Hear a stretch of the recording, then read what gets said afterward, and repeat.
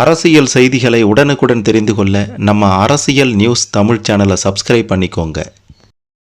உதயநிதி ஸ்டாலின் அவர்கள் பேசிய இரட்டை அர்த்த பேச்சு தான் பார்த்தீங்கன்னா தற்போது தமிழக அரசியல் வட்டாரத்தில் பெரும் பரபரப்பை ஏற்படுத்தி இருக்கின்றது. அவர் கைது செய்யப்பட போகின்றார். அவருடைய வீட்டை சுற்றிலும் பார்த்தீங்கன்னா போலீசார் குவிக்கப்பட்டு இருக்காங்க. என்ன நடந்தது, அவர் வீட்டை சுற்றி போலீசார் குவிக்க காரணம் என்ன, அவர் அப்படி என்ன பேசினாரு, யாரை பற்றி பேசினாரு அப்படின்றதெல்லாம் பற்றி தெளிவாக துல்லியமாக பார்க்க போகிறோம். அதுக்கு முன்னாடி இந்த வீடியோவுக்கு மறக்காமல் ஒரு லைக் கொடுத்துக்கோங்க. சரி, வாங்க வீடியோக்குள்ளார போகலாம்.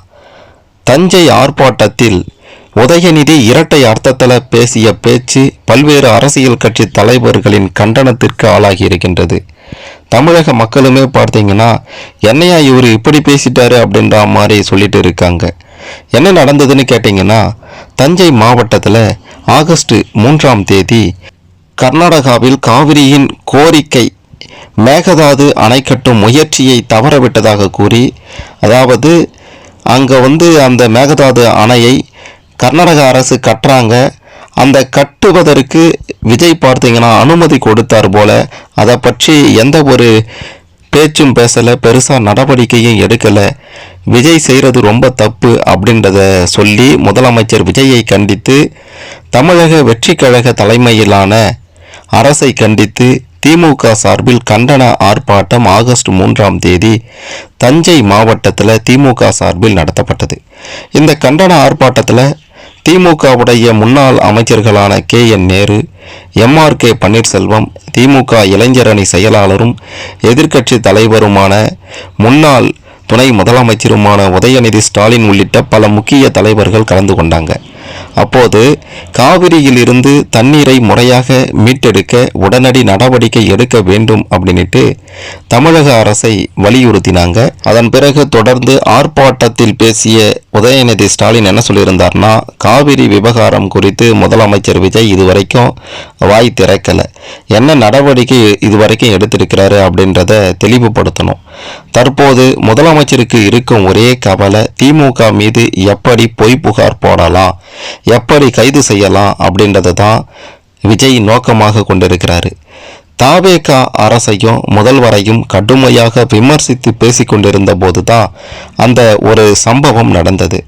அவர் பேசிக்கொண்டிருக்கும் போது கூட்டத்திற்கு இடையே இருந்த சில திமுகவினர் ஒரு நடிகை ஒருவரினுடைய பெயரை குறிப்பிட்டு கூச்சலிட்டாங்க. ஏன், திரிஷா அப்படின்ற ஒரு நடிகையின் பெயர் தான் அந்த பெயர். அந்த பெயரை குறிப்பிட்டு கூச்சலிடும்போது அங்கு இருந்த உதயநிதி அவர்கள் அதை பற்றியெல்லாம் கண்டுக்காம, அதாவது ஏயா இப்படி பண்ணுறீங்க, அந்த தனிப்பட்ட விஷயம்லாம் நமக்கு எதுக்கியா அப்படின்றலாம் தொண்டர்களை கண்டிக்காம அவங்க அந்த பெயரை சொல்ல சொல்ல இவர் சிரித்து கொண்டே இருந்தார். அடுத்து அவர் பேசியது தான் பெரும் அதிர்வலைகளை உண்டாக்கி இருக்கின்றது. அதாவது அங்கே கீழே இருந்த தொண்டர்கள் திரிஷா திரிஷான்னு சொன்னதும் இவர் என்ன சொன்னார் தெரியுமா, அதாவது உதயநிதி ஸ்டாலின், எங்கே தண்ணீர் வருகிறதோ இல்லையோ அங்கே தண்ணீர் வரணும் அப்படின்ற மாதிரி சிரித்தபடியே நான் காவிரியை பற்றி தான் சொன்னேன் அப்படின்ற மாதிரி சொன்னது தான் தற்போது பெரும் அதிர்வலைகளை உண்டாக்கி இருக்கின்றது. உதயநிதி இரட்டை அர்த்தத்தில் பேசிய இந்த பேச்சுக்கு பெண்கள் மத்தியிலையும் அரசியல் வட்டாரத்திலையும் பெரும் கண்டனங்கள் எழுந்துட்டு வருது. இந்த சூழ்நிலையில் இந்த மோசமான பேசினது தொடர்பாக எதிர்க்கட்சி தலைவர் உதயநிதி ஸ்டாலின் மீது காவல் நிலையத்தில் உடனடியாக வழக்கு பதிவும் செய்யப்பட்டிருக்கின்றது. பொதுவாகவே உயர் பதவியில் இருக்கக்கூடிய ஒருவர் மீது அவதூறு கருத்துக்களை தெரிவித்தா நிச்சயம் கடுமையான நடவடிக்கை எடுக்கப்படும். அப்படிதான் பார்த்தீங்கன்னா உதயநிதி ஸ்டாலின் மீதும் நடவடிக்கை எடுக்கப்பட இருக்கின்றது. விரைவில் அவர் கைது செய்யப்படுவார். அவர் வீட்டில் போலீசார் குவிக்கப்பட்டிருக்கு அப்படின்ற தகவல் தற்போது வெளியாகி இருக்கின்றது. ஒரு எதிர்க்கட்சி தலைவரினுடைய இந்த பேச்சு ஒட்டுமொத்த மக்களுக்குமே மிக பெரும் ஒரு தலைகுனிவை ஏற்படுத்தி இருக்கு அப்படின்ட்டு தாவேகாவின் முக்கிய புள்ளிகள் துள்ளி கொதித்து கொண்டிருக்காங்க. குறிப்பாக அந்த தண்ணி விவகாரத்தை வச்சு அவர் பேசின அந்த மட்டமான பேச்சு ஒரு பொறுப்பான அரசியல் தலைவருக்கு சுத்தமாக செட் ஆகாது. நாகரிகமான வாதங்களை வைக்க திராணி இல்லாமல், ஒரு திறமை இல்லாமல் மேடைகளை ஏறி இப்படி கூசாம மோசமான வார்த்தை பேசுவதை வழக்கமாக திமுக வச்சிருக்காங்க. அதிலையும் உதயநிதி பண்ணுறது ரொம்ப ரொம்ப தப்பு. வீட்டில் பெரிய பொண்ணு இருக்கிறத கூட யோசிக்காம பொது வெளியில் இப்படி தரம் தாழ்ந்து பேசுறது எந்த ஒரு நியாயம்னு மிக முக்கியமாக சமூக வலைதளங்கள்லையும் சரி, தமிழக மக்களும் சரி உதயநிதிக்கு எதிராக கொதித்து போயிருக்காங்க. அது மட்டும் இல்லாமல் தாவேகாவை சேர்ந்த முக்கிய புள்ளிகள் பார்த்தீங்கன்னா தேசிய மகளிர் ஆணையத்திலையும் புகார் கொடுத்திருக்காங்க. அதாவது பொது இடத்துல மோசமாக நடந்து கொண்டதற்கும் பெண்களின் கண்ணியத்திற்கு இழுக்கு ஏற்படுத்தியதற்கும் பாரதிய நியாய சங்கீதா BNS சட்டத்தின் உரிய பிரிவுகளின் கீழ் சட்டப்பூர்வ நடவடிக்கைகளை தொடங்கி முறையான வழக்கை பதிவு செய்யுமாறு காவல்துறை அதிகாரிகளுக்கு உத்தரவிட வேண்டும். பெண்களின் உரிமைகளையும் கண்ணியத்தையும் பாதுகாக்கும் தங்களின் சட்டப்பூர்வ அதிகார வரம்பிற்கு உட்பட்டு தேசிய மகளிர் ஆணையம் இந்த மனுவை உடனடியாக பரிசீலித்து தகுந்த நடவடிக்கை எடுக்கணும், உதயநிதியை கைது செய்யணும் அப்படின்ற மாதிரி சொல்லியிருக்காங்க. அதன்படி பார்த்தீங்கன்னா தற்போது போலீசார் உதயநிதியின் வீட்டில் சுத்து போட்டு இருக்காங்க. உதயநிதியின் வீட்டை சுற்றி போலீசார் குவிக்கப்பட்டிருக்காங்க.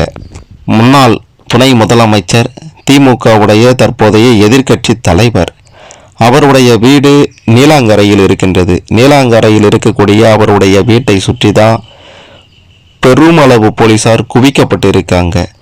ஆகையால் அவர் உடனடியாக கைது செய்யப்படுவார் அப்படின்ற மாதிரியும், கைது செய்யப்பட்டு மிக முக்கியமாக அவரிடம் விசாரணை நடத்தப்படும். ஏன் இப்படிலாம் பேசினார் அப்படின்றத பற்றியும், யாரை குறிப்பிட்டு இப்படி பேசினார் அப்படின்ற மாதிரியான விசாரணை நடக்க இருப்பதாகவும் தகவல்கள் வெளியாகி இருக்கின்றது.